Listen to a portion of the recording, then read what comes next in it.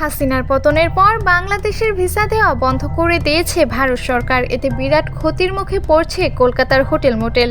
বাংলাদেশে পর্যটকের অভাবে বড় ধরনের লোকসান গুনছে কলকাতার বিভিন্ন হোটেল ও খুচরা দোকানের ব্যবসায়ীরা।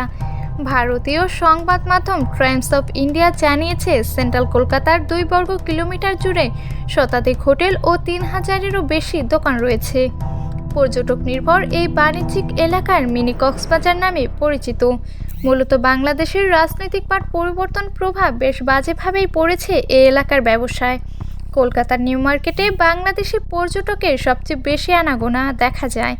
কলকাতার স্থানীয় মানুষের চেয়ে বাংলাদেশি পর্যটকরাই এখানে বেশি আসেন।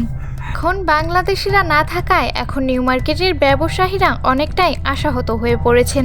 তারা বলছেন, যদি ভারত সরকার বাংলাদেশিদের ভিসা প্রদানে এমন কড়াকড়ি অব্যাহত রাখেন এবং এটি কয়েক বছর ধরে চলে, তাহলে তাদের এই ক্ষুদ্র ব্যবসা পুরোপুরি ধ্বংস হয়ে যাবে।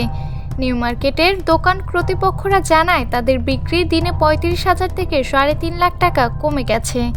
তারা চকলেট, বাদাম, মশলা ও প্রসাধনী বিক্রি করে ও একচাটিয়াভাবে বাংলাদেশি গ্রাহকদের জন্য সরবরাহ করতেন।